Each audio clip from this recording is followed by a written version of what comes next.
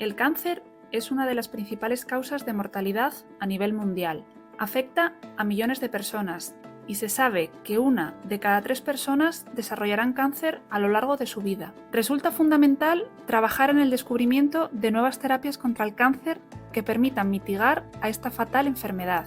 El CAR-T, el receptor de antígeno quimérico modificado genéticamente de los linfocitos procedentes de la sangre de los pacientes. En otras palabras, es la primera terapia aprobada y que se usa en clínica, es decir, que sí que funciona y se está utilizando poco a poco cada vez más para pacientes con linfomas, leucemias y algunos tipos de mielomas. Para pacientes con leucemia linfoide aguda, linfoma difuso de células B grandes. Juan Tornín es doctor en biomedicina y una referencia en el campo de las nuevas terapias contra el cáncer. Se está probando la primera vacuna contra el cáncer de mama más letal y agresivo, el cáncer de mama triple negativo. La proteína clave para desarrollar la vacuna se encontró casi por una cuestión de suerte. Estamos hablando de la primera vacuna contra el cáncer de mama para inmunizar a las mujeres antes de desarrollar la enfermedad. Autor de decenas de artículos de investigación y ponente en numerosos congresos científicos. Hola amigos de la hipótesis y bienvenidos a este vuestro podcast. Hoy iniciamos este proyecto muy ilusionante en el cual abordaremos temas de actualidad ligados sobre todo a ciencia y tecnología de la mano de entrevistas a numerosos expertos, los cuales nos guiarán a través del conocimiento y del entretenimiento a lo largo de todos estos temas. A mi derecha me acompaña mi amigo y socio de este podcast, Agustín Santiago, y yo, un servidor, Isaac Tamargo. Así que siéntate y disfruta, porque esto es la hipótesis perfecta. Arrancamos.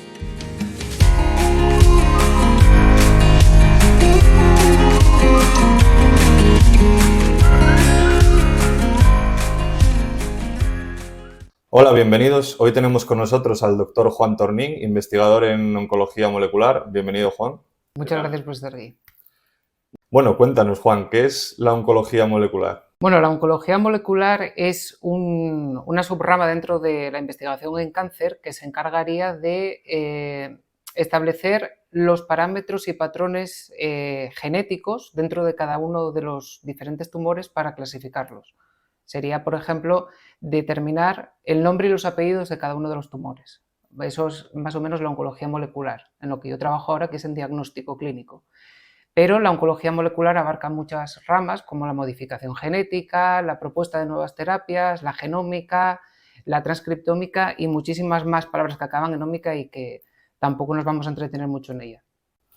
Perfecto. Bueno, lo primero, muchas gracias, Juan, por iniciar estando dura con nosotros. Es un placer tenerte aquí, un destacado investigador, además amigo cercano. Te quería preguntar, Juan, ¿cómo comenzó tu andadura en la investigación? ¿Cómo decidiste investigar y, sobre todo, por qué te centraste en el cáncer? Bueno, yo empecé cuando terminé la carrera, yo soy biólogo, luego hice el máster de oncología, que se llamaba de aquí a Investigación en Cáncer, el programa oficial de doctorado de aquí de Oviedo, y fue de casualidad, básicamente porque yo no sabía lo que era hacer una tesis, no sabía lo que era hacer un doctorado, tampoco sabía lo que implicaba después a largo plazo, pues todos los años y dedicación y horas que tienes que echar a la investigación. Y fue básicamente porque de aquella existía una fundación, que era la Fundación Cajastur, que si hacías aquel máster, pues ya tenías una pata dentro del Instituto Universitario de Oncología del Principado de Asturias. Entonces saqué esa primera beca predoctoral y empecé ahí, después del máster, a primero trabajar en microbiología en la universidad, en la Facultad de Medicina, y luego ya me fui a Luca, donde hice la tesis, en el grupo de otorrino.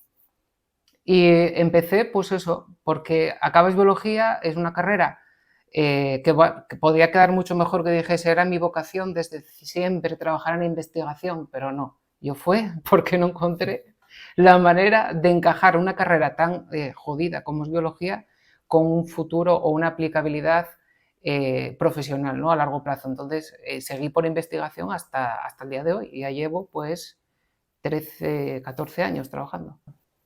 Digamos que tienes una dilatada carrera en investigación. Sí. Y bajo tu punto de vista, ¿crees que en Asturias se hace investigación en cáncer de calidad? ¿O es necesario irte al extranjero, ya no te digo a otras comunidades? No, mira, uno de los problemas que tenemos nosotros es, bueno, la gente igual no lo sabe, pero es que normalmente quizás la fase más dura es la tesis, hacer la tesis doctoral, que estás trabajando en condiciones no regladas, por decirlo de alguna manera, son muchas horas de trabajo, el salario sí existe, y después hay muchísima presión y muchísima competencia. Entonces, ¿esto qué conlleva?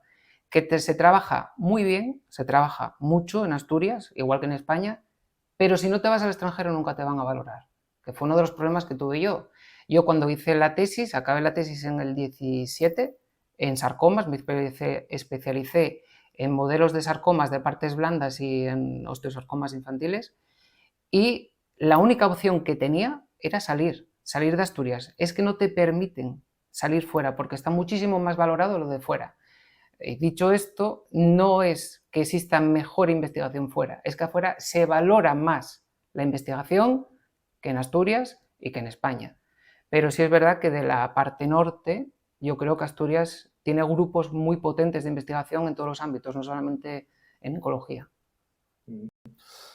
Tras 13 años en investigación, Juan, pasaste al ámbito clínico. ¿Fue un cambio complicado? Entiendo que fue un cambio de mucho. A ver, esto ya se venía fraguando ya hace tiempo, porque yo llevaba muchísimos años primero en el hospital, en el grupo de otorrino, que me especialicé en sarcomas, como os comenté antes.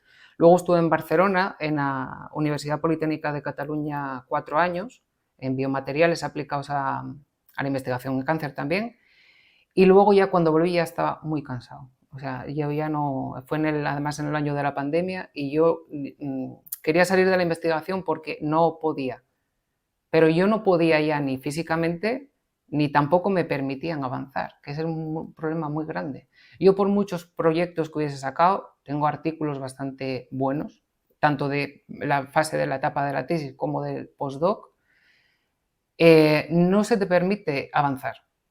Yo llegué a un punto en el que aquí de postdoc en Asturias ya tenía condiciones laborales peores que cuando estaba haciendo la tesis. Era cada vez más y más peor. O sea, iba empeorando con el tiempo. Entonces, al final te va machacando. Ves que la gente se va formando muchísimo, se van especializando en cualquier tema, metabolismo, pues en autofagia, en epigenética, y se tienen que ir. Luego tú quieres montar un grupo de investigación. ¿Y cómo lo vas a hacer si la gente se te va? ¿Cómo vas a poder seguir si no hay fondos? Yo, por ejemplo, ahora tengo los fondos, o tenía, antes de renunciar a la investigación, que fue hace 3 meses, de fondos de fundaciones privadas, de la Asociación de Niños con Cáncer Galván y de la Fundación Alimberca, que era investigador principal. Pero es que es muy difícil conseguir financiación personal y es una carrera que te exige demasiado. Entonces hubo un momento que dije, no me compensa vivir así, y ahora estoy en diagnóstico y estoy muchísimo mejor a todos los niveles porque, por una parte, el trabajo es muchísimo más, tienes muchísimo más feedback, trabajas con pacientes directamente, trabajas con medicina personalizada realmente, trabajas con casos que al cabo del día el trabajo dio un fruto, no tienes que esperar 7 años, que se va a traducir solamente en un artículo que quizás solamente lo lean 3. Entonces, no es tan frustrante. Las condiciones laborales no son peores, son muchísimo mejores y todo el ámbito es mucho más respetado. Yo, por ejemplo, lo que me pasaba y lo que siempre me pasa es, ¿a qué te dedicas? Soy investigador, doctor. Ah, médico. No. Investigador, postdoctoral, porque tengo una tesis, como hay tesis en ingeniería, en química, en filosofía, en lo que te dé la gana. Pero era doctor, ¿por qué? Porque lo que se conoce es la medicina. Entonces, al final, es como que te va quemando siempre, siempre, siempre, ni el reconocimiento, ni las condiciones laborales. Y al final dije, hasta aquí llegué. Y fue en el momento más alto de la carrera, o sea, que no fue por una cuestión ni monetaria ni nada, simplemente fue por una cuestión de priorizar la salud mental a una vida laboral que nunca vas a saber dónde va a terminar, que es la investigación. Entonces yo decidí, quito esto de aquí delante y me dedico a otra cosa. Y así fue. se acabó. Yo ahora investigación hago, pero investigación clínica y mucho más aplicada, y no dependo de investigar ni dependo de que si el año que viene no tengo un artículo de primer autor me van a quitar todo el dinero y me voy a quedar otra vez en la calle. Y ahora ya tengo una función en la sanidad pública, en el SESPA, entonces ya estoy mucho mejor. Han salido términos muy interesantes, como por ejemplo sarcoma, medicina de precisión, incluso tus propias vivencias un poco en investigación, que tocaremos un pelín más adelante. Pero sí que me gustaría que para la gente menos especializada dieras tú una pequeña definición sobre qué es un sarcoma, los tipos de tumores que tú estudiabas, y luego también que nos expliques un poco qué es esto de la medicina de precisión o medicina personalizada. Sí, bueno, a ver, los sarcomas son un grupo de tumores que se originan en las células mesotérmicas del cuerpo, o sea, en el músculo, en los nervios, en la grasa. Son tumores muy diferentes entre sí. Por ejemplo, todo el mundo identifica un cáncer de pulmón, un cáncer de mama, cáncer de colon. Son los top, ¿no? Los más frecuentes, los que todo el mundo conoce. Pero es que dentro de los sarcomas, la gente no está tan habituada a ellos porque son muy raros, afectan a menos del 5% de la población en adultos, pero aumenta muchísimo la incidencia en pacientes jóvenes. La sarcoma de Ewing, osteosarcoma, que es el de cáncer de huesos, que son cánceres que no se sabe por qué se originan, no se sabe de dónde vienen, pero que empiezan a afectar a niños entre 10 a 20 años de edad y son bastante agresivos y muy difíciles de curar. ¿Qué pasa con los sarcomas? Que no se dedica a fondos a investigar los sarcomas, porque no hay una farmacéutica, no hay una empresa detrás que tire por ello. Entonces al final siempre van a depender de una cirugía y que respondas bien a la quimio general.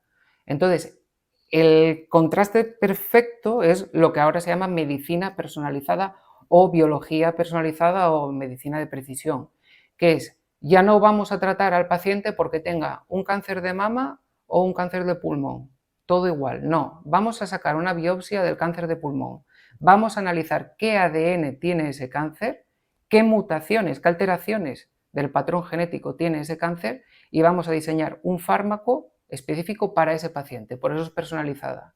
Pasamos de la firma genética de cada tumor a un fármaco para cada paciente y está funcionando y se está aplicando en clínica.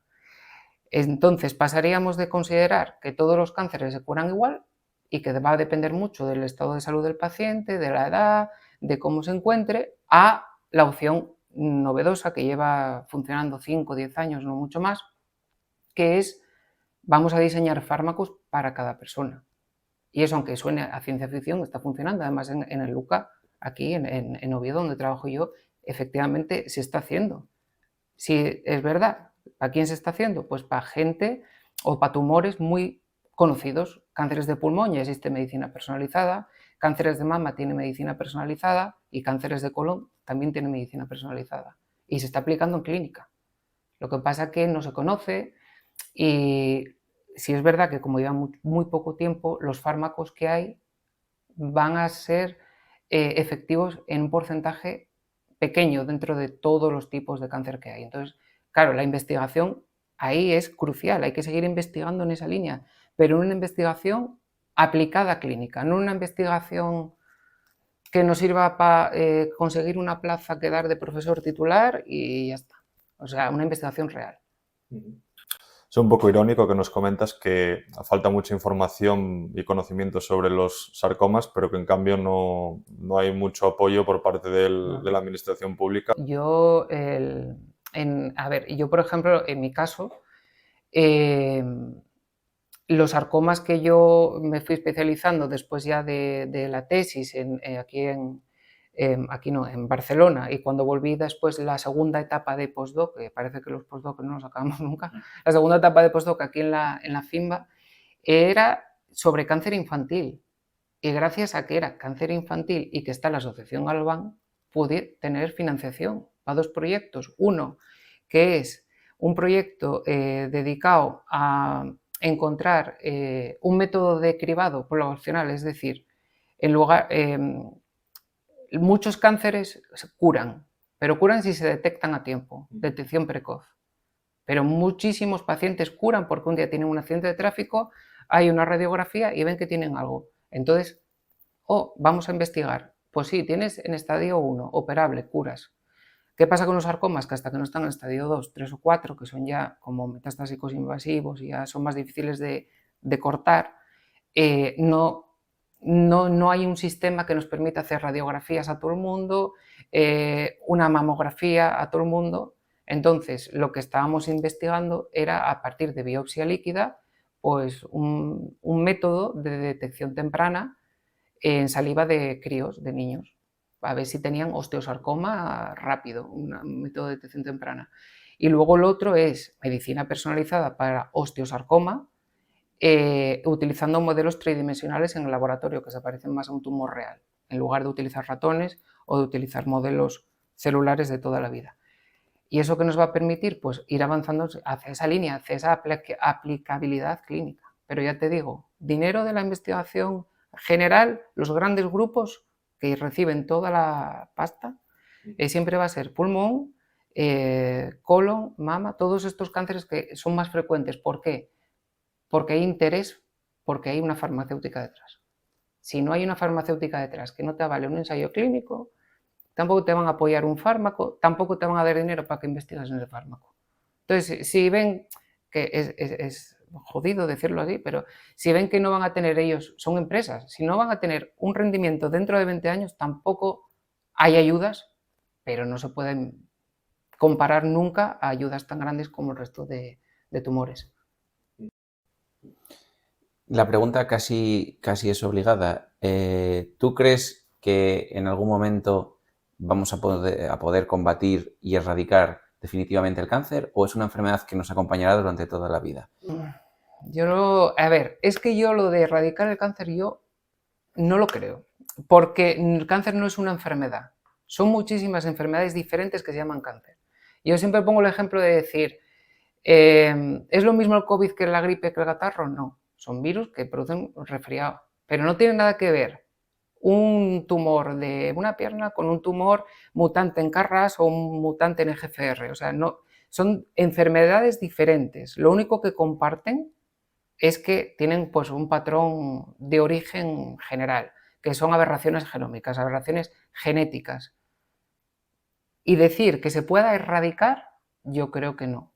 El cáncer, de hecho, la incidencia con la historia de la humanidad va avanzando por factores como el estilo de vida, la contaminación, tabaco, alcohol, hábitos no saludables, y también que la principal causa de incremento de cáncer de incidencia es el envejecimiento. Cada vez somos más viejos.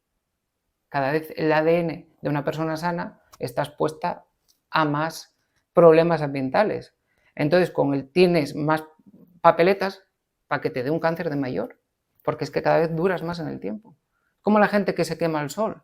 Ya está súper demostrado que la gente que quema, que no echa protección solar entre los 10 a los 20 años va a desarrollar un melanoma a los 40. O sea, es que está súper demostrado. Entonces, claro, yo creo que erradicar el cáncer, o esto que siempre dicen, una vacuna contra el cáncer, no. Desarrollarían una vacuna para un tipo de cáncer. Eso sí, y que haya un tratamiento para cada uno. Pero así en general, yo creo que todavía nos queda muchísimo peso. ¿Cuáles crees que han sido los últimos grandes avances en tecnología para intentar llegar a no erradicar el cáncer, porque como dices, lo ves muy complicado, pero sí para intentar paliarlo en la medida de lo posible? Yo creo que lo que más presión de investigación hay y de desarrollo son en fármacos que producen menos efectos secundarios. Eso ya en calidad de vida de los pacientes, ¿eh? En fármacos de nueva generación que ya no van a producir esos efectos secundarios tan heavy que se veían con la quimio general, con caída de pelo, que todavía hay, todavía se siguen utilizando porque son los que tenemos. Esos son los más importantes ya de cara al paciente. Pero sin duda lo más importante son los Next Generation Sequencing, o sea, la aproximación, en español, secuenciación de próxima generación o de nueva generación, que son aplicaciones ya informáticas, bioinformáticas, que permiten extraer toda la información que hay en el genoma del tumor y del paciente y diseñar terapias dirigidas en función de el perfil genético del tumor o del ARN del tumor o de la proteína del tumor. Yo creo que los avances más importantes son esos. Y luego hay otro subgrupo que son lo de las nuevas terapias. Ya no vamos a depender de la radio, ni de la cirugía, ni de la quimio. Pues ya están las vacunas de ARN mensajero como la del COVID, como la de Pfizer, que se están probando para determinados tipos de cáncer. Por ejemplo, el cáncer de mama triple negativo, estaban desarrollando en Estados Unidos una vacuna contra una proteína que codifica la producción de leche y que parece que en esas mujeres que tienen el triple negativo funciona muy bien. Luego están los CAR-T, que son las células receptoras, no me salen, bueno, CAR-T, lo subtituláis o lo que queráis, que no me sale en español, receptores de antígeno quimérico, sí, creo que se llaman así, que son las propias células de un individuo modificadas en el laboratorio, porque esto lo expliqué en YouTube y la gente lo entendió muy mal. A ver si me explico ahora bien. Es extraer los linfocitos, es decir, las células del sistema inmune del paciente que son incapaces de reconocer el tumor, modificarlas genéticamente en el laboratorio in vitro y hacer como una infusión con ellas, pero después de mucho tiempo, después de mucho entrenamiento, y metérselas otra vez al paciente para que mate el tumor. Sería como una especie de o sea, utilizar el material del paciente para crear su propia cura. Como fabricar soldados que luego le metes al paciente para... Claro, tú tienes un tipo de linfoma o lo que sea que no eres capaz de destruir porque tu sistema inmune no lo está viendo. Entonces vamos a quitarte tu sistema inmune que no está funcionando, lo sacamos, lo modificamos en el laboratorio, por la superficie de esas células las armamos y te lo devolvemos. Y está funcionando muy bien. Hay un paciente en Brasil que se curó en un mes de una metástasis tipo 4, que es de las peores que hay. Hay otra gente que no funciona y que tienen problemas autoinmunes, pero es que esto lleva muy pocos años de desarrollo.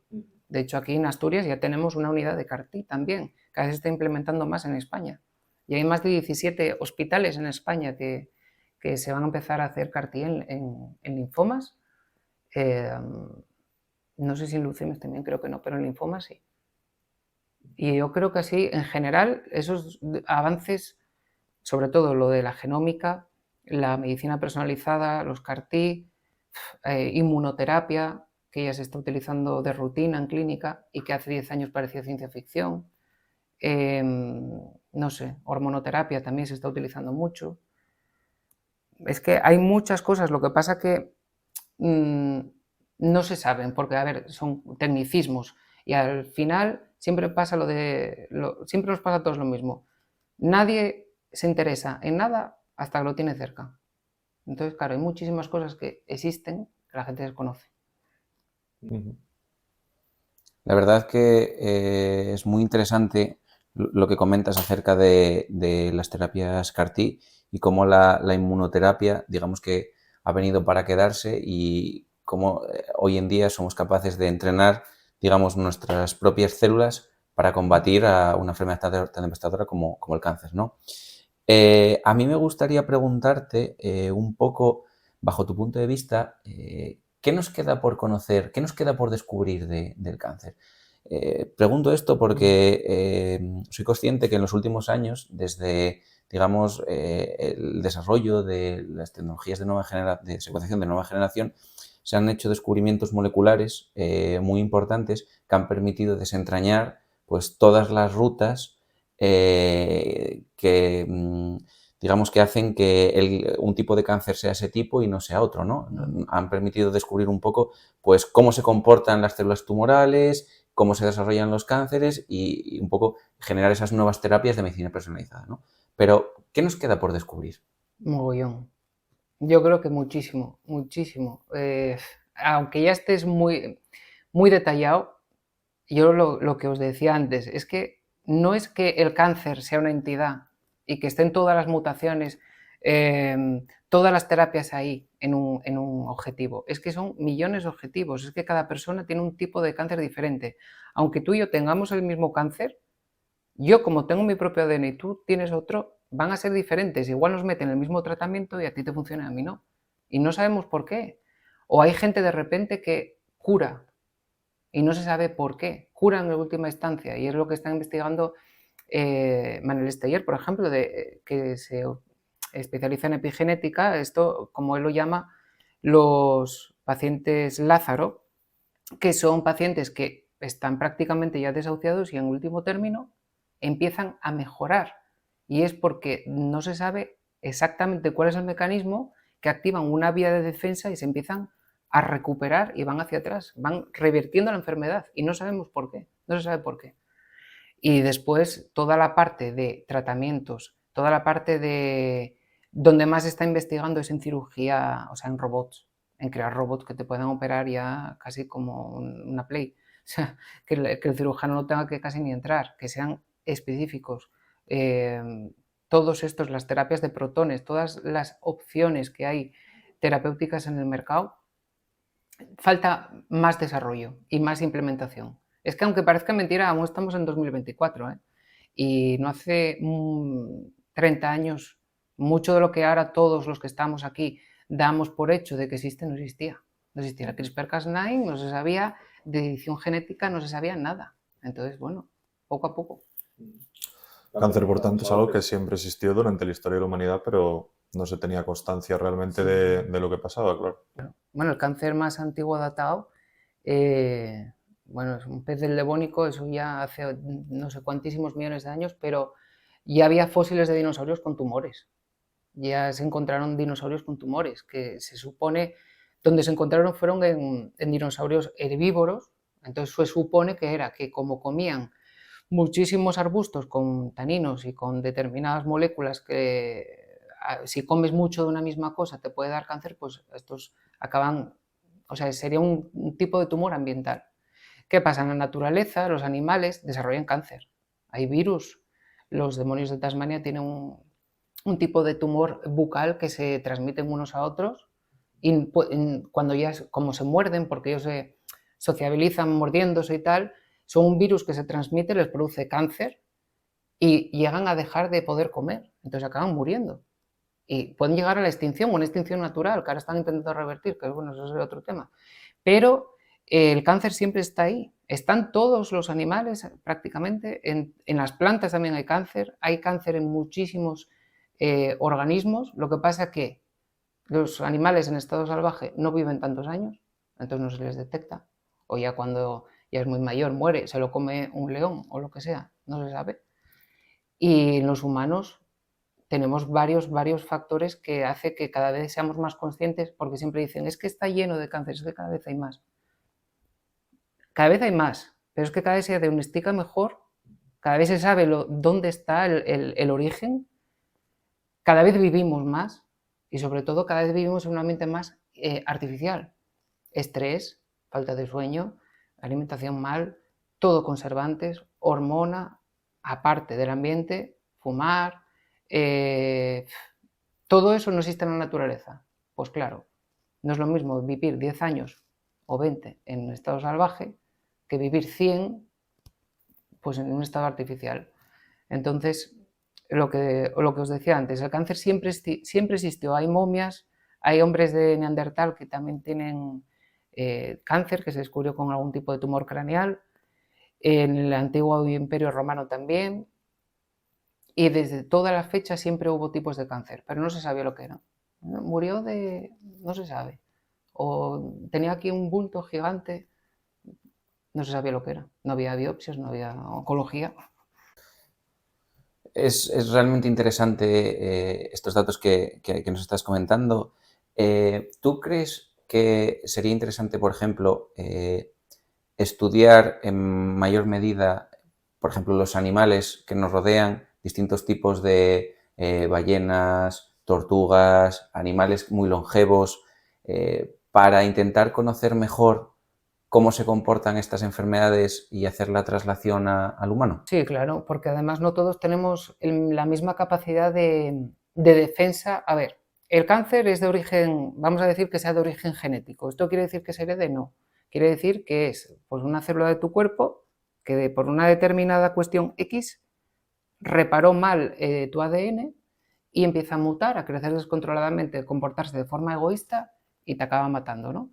¿Qué pasa? En algunos animales el sistema de defensa de su ADN que tienen o su sistema de inmunidad innata o adquirida es muchísimo mejor que el de los humanos. Pasa, por ejemplo, en los reptiles, en tortugas, creo, que tienen un sistema de inmunidad innata mucho mejor que nosotros. Entonces, van eliminando siempre esos restos. Entonces, saber qué mecanismos moleculares, qué enzimas, qué proteínas utilizan, es que no es que sea importante, es que puede ser que cure algunos tipos de cáncer. Al introducir eso como una herramienta genómica o edición genética en células y revertirlas. Y revertir in vitro, como se hace con el CAR-T, un ejemplo así. Tú imagínate que puedas revertir el estado de mutación de una célula X utilizando el sistema que utiliza una tortuga para reparar su ADN, o una serpiente, o un ajolote, lo que sean. Entonces todos esos mecanismos son súper importantes de descubrir y de demostrar si funcionan o no, claro. ¿Cuál crees que es el mayor desafío que tenemos ahora mismo en cuanto al tratamiento contra el cáncer? ¿O el que tenemos el más posible, el que ves más cercano?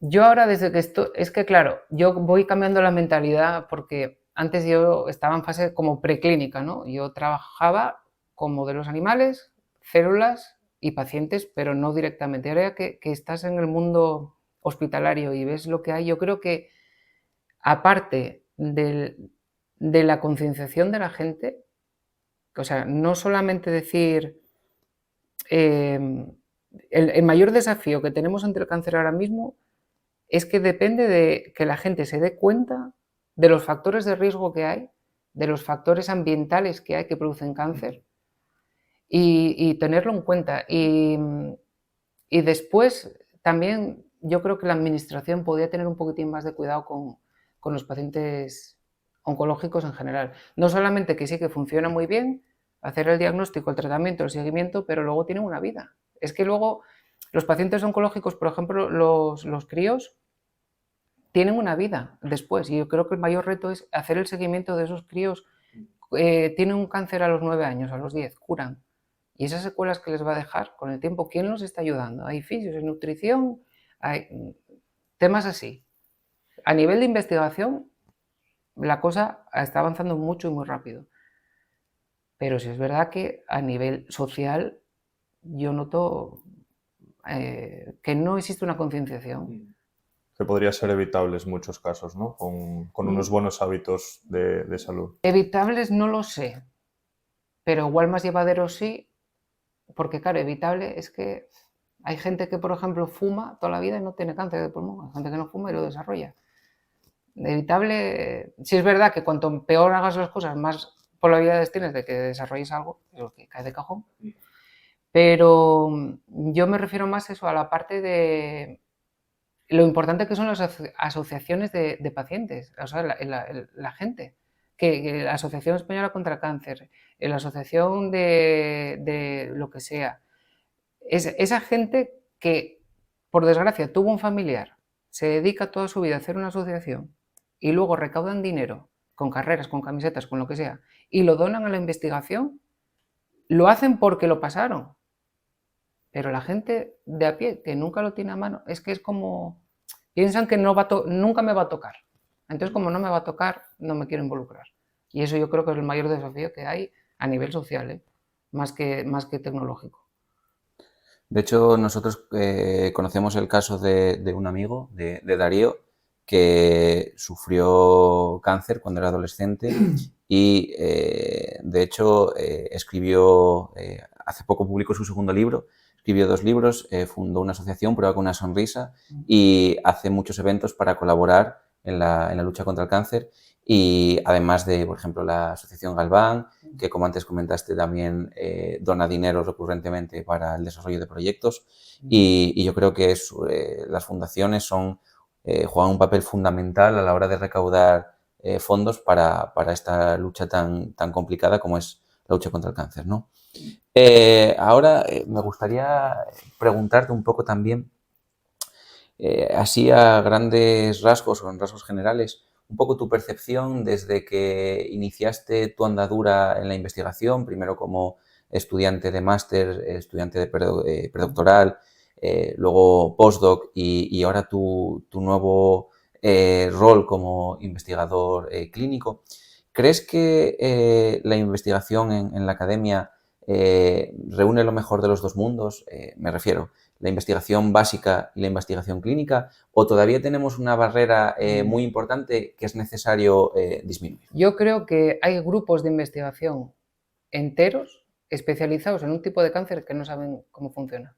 Es lo que yo creo, ¿eh? La comunicación entre academia y clínica, en el caso de lo que yo voy viendo, que no tiene por qué ser así, está años luz.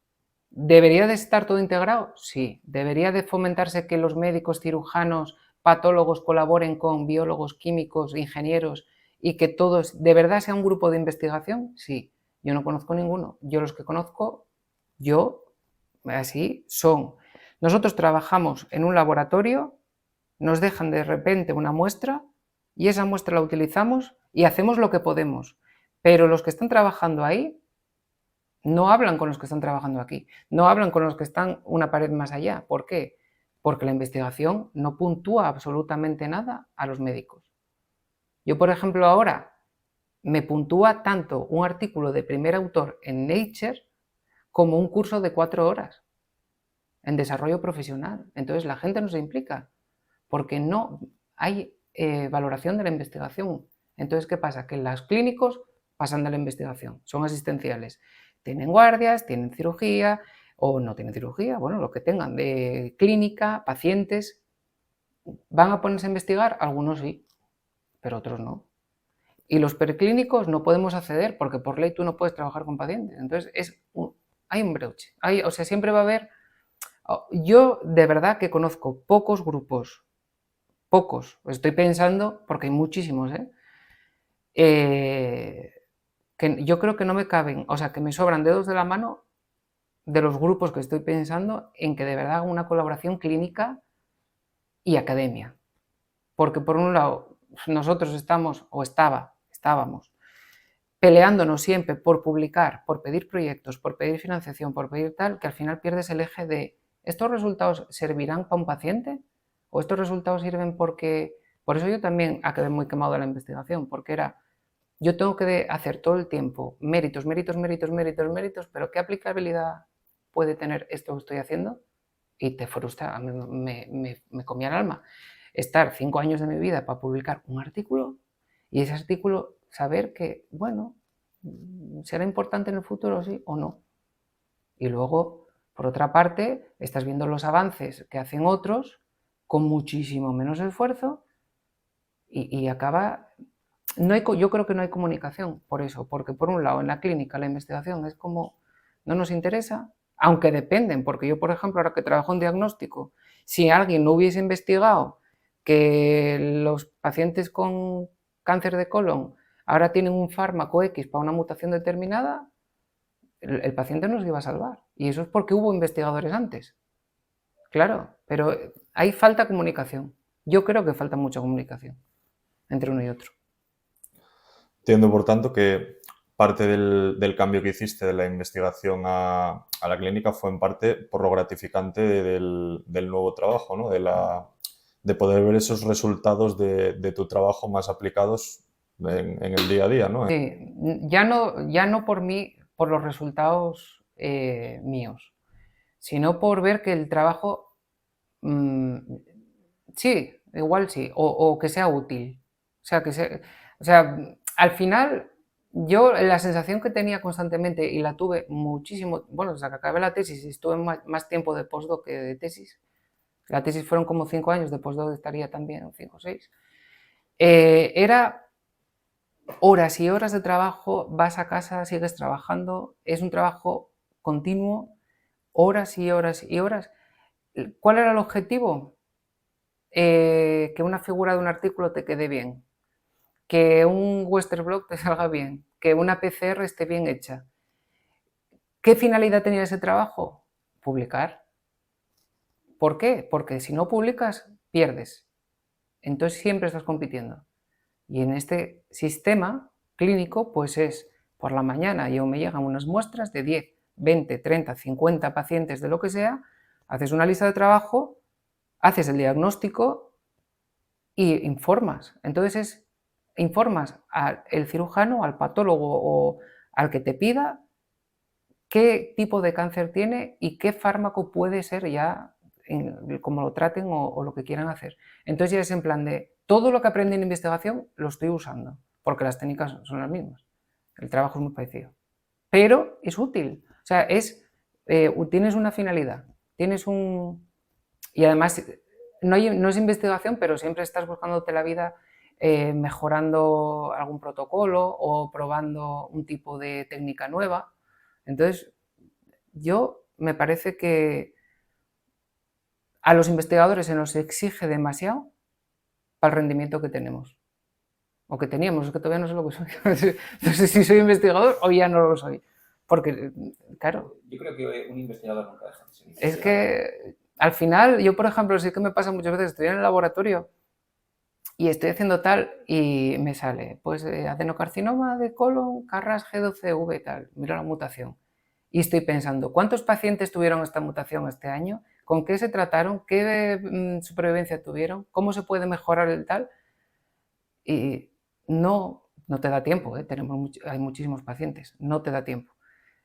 Pero sí, los demás, pues como no tuvieron esa agonía anterior, ese entrenamiento, pues entonces no lo hacen y eso yo creo que sí que va a quedar siempre. Y a ver, yo con el tiempo, en el laboratorio en el que estoy, no voy a tener problema de volver a, si quiero investigar o ayudar a los grupos de investigación, seguramente lo acabe haciendo. Pero ya saber que no vas a depender de eso, ya...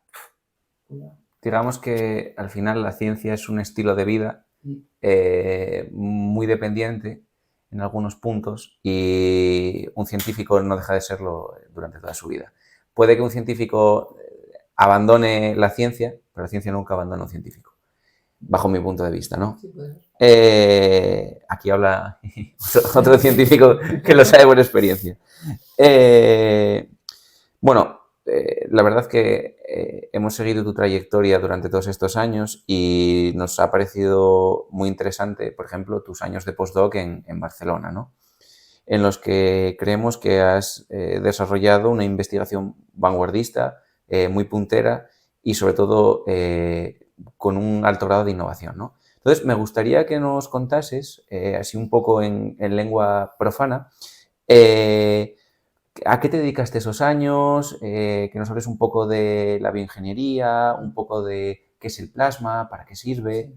Sí, yo cuando terminé aquí en Oviedo yo me había especializado muchísimo en biología pura, biología molecular y celular, ¿no? Entonces, cuando terminé la tesis, que es un trance que van a pasar todos los que quieran hacer la tesis, que vas a estar unos meses que estás al paro, lo pasas mal, entonces vas buscando ofertas de postdoc, el siguiente punto, que es trabajar de doctor y se supone que ya más avanzado, ¿no? Entonces yo me quise especializar en modelos tridimensionales de tumor. ¿Por qué? Porque normalmente toda la investigación preclínica, ahora ya no, bueno, sí, se sigue haciendo y es un error muy, muy común, es las células tumorales se cultivan en plástico. Ahí están con medio de cultivo, FBS, que es suero fetal bovino, no sé tal, componentes determinados, un medio muy artificial, ¿no? Entonces están creciendo en un incubador. Todo lo que pruebes ahí no es real. El tumor de un paciente tiene vasos sanguíneos, tiene forma de lo que sea, tiene una tridimensionalidad.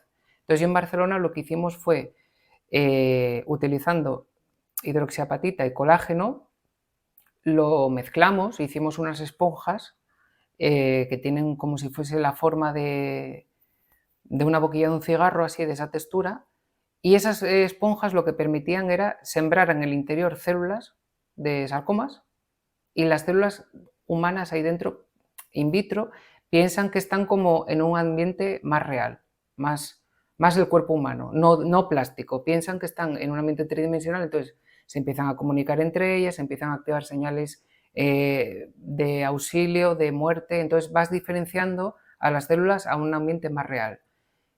¿Por qué es importante esto? Porque si tú tienes un modelo que te permite trabajar con algo que se parece mucho a lo que tiene el paciente final real, tú lo que produzcas, las terapias que testes, van a ser más efectivas. Y eso fue lo que hicimos más o menos en Barcelona, utilizando bioprinting o utilizando eso, los scaffolds que llamamos.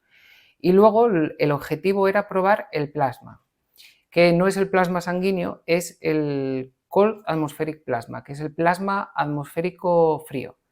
Es el cuarto estado de la materia. Cuando se somete un gas a una corriente eléctrica, se transforma en el cuarto estado de la materia, que es el plasma. Es el material que se componen las estrellas, pues las televisiones de plasma, las bombillas estas, las lámparas de plasma que tocas y te buscan, eso es el plasma, esa luz violeta, que se vio durante muchísimos años que esos plasmas podían eliminar bacterias, esterilizar, ayudar a proliferar y que los injertos dentales fuesen mejores, y casi por cuestión de azar, al empezar yo, se vio que las células tumorales eran muy sensibles al plasma. Si tú expones las células tumorales al plasma, al parecer se morían y dejaban las sanas. Entonces, claro, una terapia selectiva perfecta, porque tú, un tumor que te salga aquí o tal, en lugar de andar operando, coges un plasma pen, que se llaman como unos cañones de plasma que no queman ni nada, son fríos, no te pasa nada, los pasas por encima y el tumor cura y se iba eliminando poco a poco. Y yo lo que descubrí fue que sí, el tumor va menguando, pero vas haciéndolo cada vez más agresivo. Entonces, hay que tener mucho cuidado con las terapias nuevas y con los modelos nuevos, porque yo lo que vi tanto en modelos de ratones como in vitro era que el plasma eliminaba las células tumorales muy bien, pero hacía que las células madre tumorales, que son las que son responsables de que el paciente recaiga, proliferasen o sobreviviesen. Entonces, al final, sí, desaparece el tumor, pero dentro de unos años va a tener un tumor igual peor. Entonces, hay que tener mucho cuidado con esas terapias experimentales que reciben mucho, o sea, se recibe mucho dinero en las ideas nuevas, pero hay que tener también un poquitín de expertise, o sea, de saber, si voy a tratar células tumorales con esto, nociones de biología básicas, de medicina, de lo que sea, saber por dónde vas. Acabas de comentar que esta nueva terapia, a pesar de no haber funcionado todo lo exitosamente que te hubiese gustado... Bueno, se usa en clínica, en cáncer de cabeza y cuello. En Alemania se utiliza. Lo que pasa que en España no. Pero en Alemania tumores externos, sí que con el Kimpen, que es una máquina que yo tenía aquí en Oviedo, tratas por encima y a los meses el tumor no está. Lo que pasa que, bueno... Funciona, digamos, entonces, parcialmente. Funciona. Pero yo creo que debería de haber muchísima más investigación antes de lanzar eso a la clínica tan fácil. En este punto que estás comentando, me gustaría saber precisamente un poco tu opinión acerca de cómo los clinical trials, cómo la puesta a punto de un fármaco desde que se prueban los primeros estadios, por ejemplo, en ratones o modelos animales, hasta que llega a la clínica, un paciente lo puede probar. ¿Qué opinión te merece el tiempo que se tarda o los requerimientos que se utilizan? ¿Crees que son suficientes? ¿Crees que se necesitarían estudios más exhaustivos? Es que claro, ahí entras en un terreno ya más legal que científico, casi, porque es... Tú probarías una terapia que no sabes si va a funcionar. Tú imagínate, tienes un tumor terminal, pero te están diciendo que hay un fármaco que te va a salvar. ¿Tú lo probarías? Pues mucha gente dirá que sí. No me queda otra opción, lo pruebo. Pero es que los ensayos clínicos no funcionan así. Porque tienen que pasar muchas fases. Tiene que pasar una fase de, bueno, la primera, la preclínica, que son, primero que sirva para células in vitro, luego que se aprueben en animales, luego que pase a humanos. Y los primeros años es para fijar qué dosis. Pasan 2 o 3 años. Otros 2 o 3 años para fijar el tratamiento, así. Y luego ya se van incluyendo pacientes que, bueno, pues que no tienen otra opción o que quieren entrar en la cohorte, o sea, en el grupo de pacientes, de los ensayos clínicos, Pero ¿qué pasa aquí? Que muchas veces no funciona. O cuando llega a la clínica, o no funciona o es peor que lo que había. Los hospitales están llenos de demandas, de denuncias. Es que ahí ya se va moviendo en una línea muy floja entre avanzamos muy despacio y muy seguro, porque si no, una terapia que sí que funciona, te la tiran abajo. Por demandas, por abogados, por lo que sea. Porque sí que funciona, pero no vaya a ser que pasen desgracias o que haya... Bueno, es como más o menos lo que... Yo siempre digo, el mayor ensayo clínico que hubo hasta ahora que vivábamos fue la vacuna del COVID, por ejemplo, que pasó muchísimo tiempo, muy, muy rápido, desde el desarrollo hasta que se probó en la población general. Claro, no pasaron grandes cosas, pero bueno, ahora todavía hay gente que está diciendo que les pasó esto, que les pasó aquello, que pasó aquello. Pues imagínate en un fármaco contra el cáncer, lo que puede pasar. Y eso era un trocín de ARN mensajero que era así, que iba a un virus. Tú imagínate que a esa velocidad se haga contra el cáncer y de repente todos los pacientes que tienes les pase algo, aunque sea funcional, te la van a tirar para atrás. Entonces, más rápido yo creo que no puede ir. Más rápido no puede ir. Por eso, por temas legales y temas éticos también. Después de más de 10 años de trayectoria profesional, ¿nos podrías decir brevemente cuál ha sido el descubrimiento o la curiosidad que más te haya llamado la atención en todos estos años de trayectoria profesional? Bueno, a nivel de las publicaciones que tengo yo creo que todas estoy bastante satisfecho por igual, no tengo ninguna así en especial. Tengo artículos que pueden ser mejores o peores, pero no tengo... Bueno, hay algunos, sí, que descubrimos una nueva vía de metástasis en algún tipo de sarcoma o que probamos fármacos de nueva generación, pero yo creo que lo que más me está llamando la atención es ahora, porque con todo el background que tenemos los investigadores preclínicos, que estamos peleando constantemente con sacar nuevos resultados, cuando llegas a clínica, yo por ejemplo, había una cosa que no me imaginaba, que era que siempre hablamos de mutaciones, ¿no? de alteraciones del ADN en los tumores. Y siempre dices, bueno, es que tiene una mutación, va a ser malo. No tiene nada que ver. Tú puedes tener una mutación que te salve la vida. Por ejemplo, al poco de empezar yo aquí en el UCA, tuve 2 pacientes mujeres del San Agustín y tenían un tumor determinado que yo encontré mediante secuenciación que tenían pues unas mutaciones en concreto. Entonces, claro, yo dije, madre mía, probes.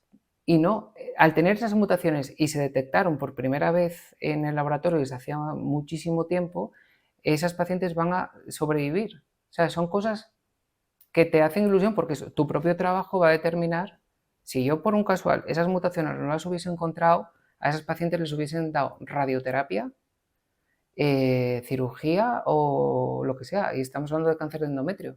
Entonces, claro, y son pacientes jóvenes. Si yo no las hubiese encontrado, pues a saber, pero al encontrarlas ya tienen un tratamiento y ya pueden hacer una vida. Entonces yo creo que es eso, esos pequeños hitos que van, a ver, una montaña rusa, pero esos pequeños hitos que vas teniendo de pequeños descubrimientos y pequeños hallazgos que quizás otro sepa y tú no. En realidad, en términos absolutos, bajo mi punto de vista, no sé qué pensarás tú, Agustín, pero a mí me parece un hito muy relevante, porque el hecho de poder condicionar la supervivencia, poder garantizar que una persona viva o muera en función de la presencia de pequeñas mutaciones genéticas y que por suerte se hayan descubierto, yo creo que es un hito muy, muy, muy relevante. Sí, no, además ahora tenemos que estar orgullosos en Asturias de que tengamos una plataforma de NGS en el hospital, que no están todos los hospitales de España, ¿eh? Es una plataforma de secuenciación que se está arrancando desde hace un año o 2, que implica el laboratorio de medicina donde estoy yo, oncología molecular, genética, micro, inmuno, hematología, todos.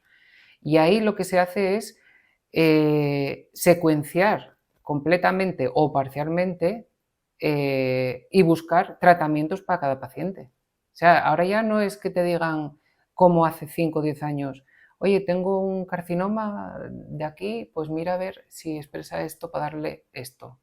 Ahora ya es directamente, cogemos el tumor, lo exploramos completamente y ya decimos, este tumor es maligno, benigno, es compatible con esto y se puede beneficiar de este tratamiento. Y para adelante, claro. Y eso se está empezando a implementar en general en todo el mundo, y aquí en Asturias, a ver, que es Asturias, no es Barcelona, ni Madrid, ni... A ver, está bastante avanzado, está muy bien. Digamos que hoy en día somos capaces de jugar al quién es quién con los tumores, ¿no? Sí. Hoy en día somos capaces de decir, este tiene gafas, el otro lleva peluca, este tiene bigote, Sí. ya ponemos nombres, apellidos y somos capaces de distinguir qué tipo tumoral tiene cada persona, y eso marca, pues al final, si va a responder a un tratamiento, si va a tener una supervivencia de X años o si por desgracia no. Y algo muy importante también, que hacemos los seguimientos. Entonces, tú, imagínate, un paciente lleva 5 años tratándose con algo, no le funciona, está tal, podemos coger otra biopsia o sangre y ver si es que está adquiriendo resistencia al tratamiento. Eso lo cambian. Y, por ejemplo, en el caso de las leucemias y linfomas que nos llegan, no, de linfomas no, de leucemias, que son de varios tipos, por eso me confundí, nos llegan muestras de sangre de toda Asturias. Entonces, cada 15 días, cada 2 meses, X, se hace el seguimiento del paciente.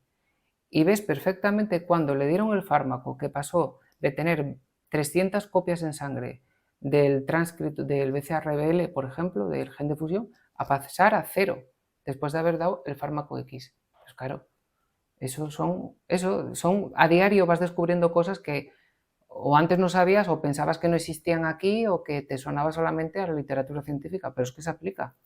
Y se aplica aquí, o sea, está muy bien.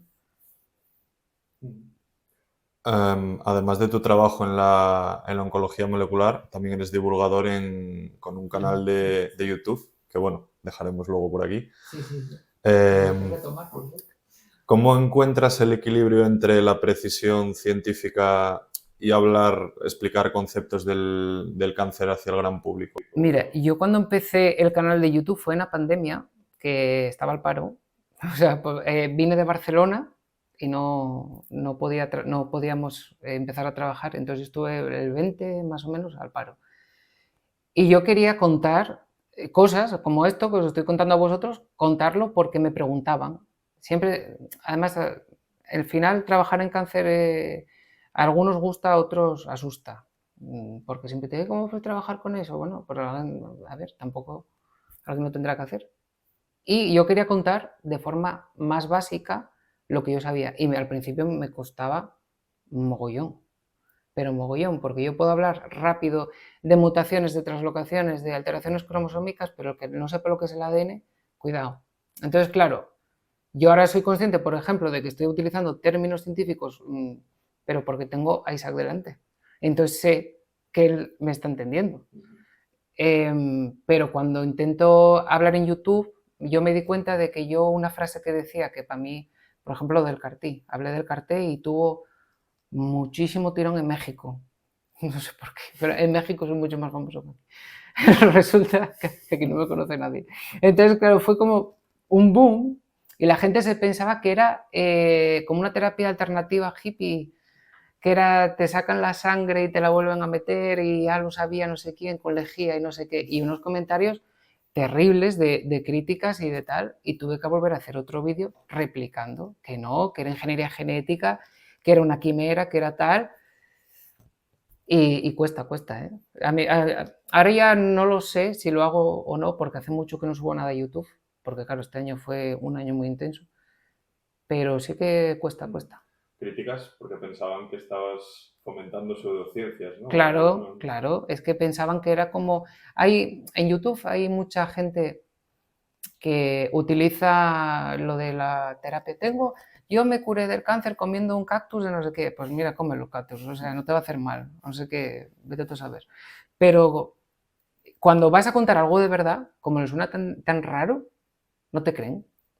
¿Qué fue lo que me pasaba a mí? Yo estaba contando el cartel, que era, o sea, esto fue en el 21, todavía no se había aprobado en España, como ahora, que ya hay 16 hospitales, y era mentira todo. Y me ponían a otros usuarios que son como de pseudocientíficos, chamanes y movidas así, que me decían, no, porque esto en España no sé qué, porque es Satán, o sea, una movida que no. Digamos que al final la fama cuesta. No, pero es que no. Además, el canal de YouTube fue como cogiendo mucha carrerilla, algunos vídeos, el CAR-T sobre todo, el de los virus oncolíticos, ese funcionó muy bien y se sigue manteniendo, y yo ya no quiero entrar en los comentarios. Es que fue de los últimos que subí, y el otro día me avisó, has alcanzado 1.000.000 de visualizaciones, y yo no quiero entrar en los comentarios, porque es que la gente se cree que es como una peli de estas de zombies. O sea, no puedo, tío, yo con eso no puedo. Es que no puedo. Es que no.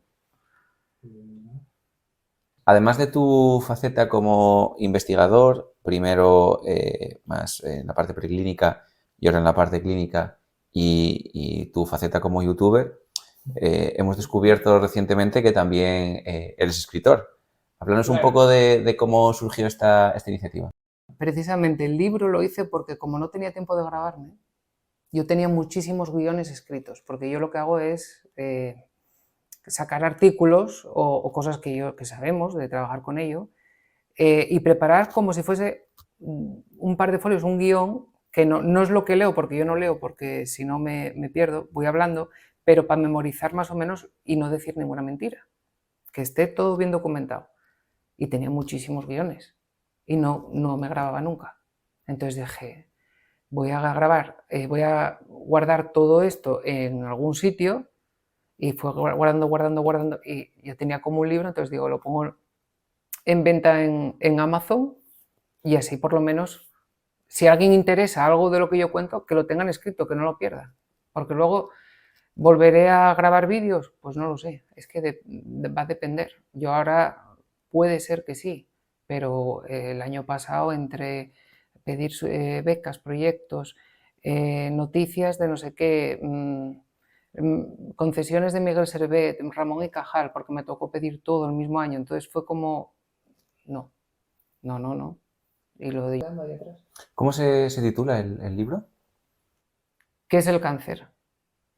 ¿Qué es el cáncer? Sí. Y voy hablando de, pues desde los orígenes de lo que se descubrió del cáncer, por ejemplo, el primer cáncer descrito, el origen de la palabra cáncer, terapias que había antiguamente, luego ya pasando por la historia hasta la medicina personalizada, terapias que se utilizan hoy en día, terapia de protones, los CAR-T, y de forma resumida, no es un rollo, es un libro que puede leer cualquier persona, gente que lo pueda entender mejor o peor, pero bueno. Digamos que acercas conceptos tan complejos como es propiamente el cáncer a... Sí, lo que intento es eso, definir qué es el cáncer, qué sabemos del cáncer, los hallmarks que todos conocemos, las señas de identidad distintivas del cáncer, que por qué una cosa se considera cáncer y no tumor, pero la gente, un bulto, cáncer, no, hay tumores que son benignos y crecen y no te van a matar, no van a hacer nada, pero otros sí. Entonces esas cosas de saber ir defender, que la gente tenga defensa, que no sea simplemente bulos e historias, que la gente tenga pues cierto rigor, y también pongo enlaces a estudios y cómo se debe de, qué fuentes debes utilizar, que no te informes en Google. Entonces, bueno, pues desde aquí animamos al gran público a comprar el libro del doctor Juan Tornín titulado ¿Qué es el cáncer? ¿Hay alguna anécdota? Me imagino que por desconocimiento en la antigüedad habría terapias muy curiosas, basadas en la ignorancia más. Bueno, pero es que era como para todo. Es que como no se sabía lo que era, en realidad, pues ya veis, sanguijuelas, fijo. La teoría de los 4 humores, todo aquello, de desangrar a la gente, de meter en el río, de comer cochinillas, había cualquier cosa. Yo, sí es verdad que se avanzó mucho en la investigación, o no se puede decir investigación, pero en la cirugía, en la época egipcia, bueno, es que yo para historia soy un poco mal, pero bueno, como libro El médico, de esa época, antes del cristianismo. Ya cuando entró la religión, ahí ya se estropeó, pero ya había libros documentados de esto es un cáncer. Bueno, ¿por qué se llama cáncer? Porque tiene forma de cangrejo. Para los griegos, en teoría, era una bola con patas. Entonces, claro, esa bola con patas tenía forma de cangrejo, pues cáncer, como el horóscopo y como el cangrejo. Entonces, claro, al cortar, ya estaban experimentando, llegó el cristianismo, fuera. Y ya se dio para atrás, ¿cómo no? Como en las enfermedades infecciosas, sífilis, todo todo dio para atrás en medicina, muchísimos años. Pero no, yo no sé así tratamientos.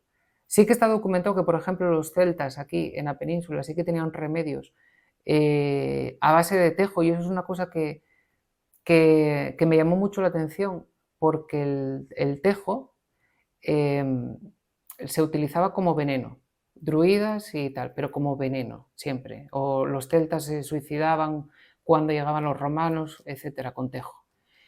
Y sí que parece que cuando había pues un tumor que tenía muchísimos dolores, ya como paliativo daban tejo, los curanderos de aquella época.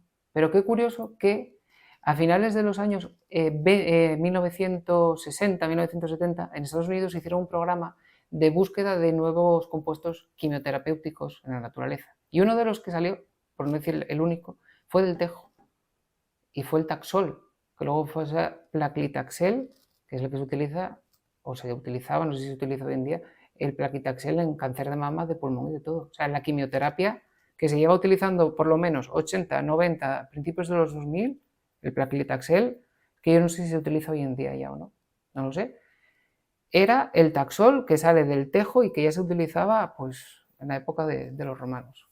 Pero claro, ellos no sabían lo que era ni el cáncer ni nada. Pero bueno, así como dato curioso.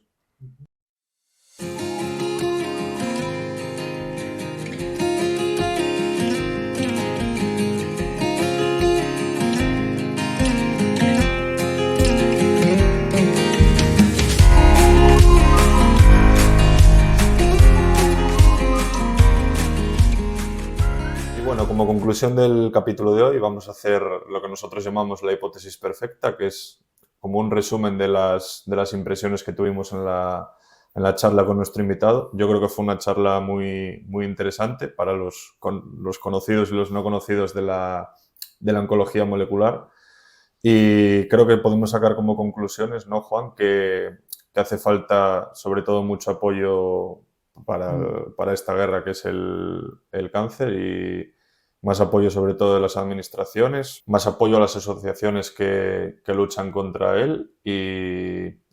Sí, yo creo que eso, poner luz sobre el tema de la oncología, que evitar que sobre todo la gente se acuerde de Santa Bárbara con Truena, al final, cuando todo ya está dicho. Algo que nos sirva como luz, ¿no? Exactamente, citando al gran grupo Super Submarina.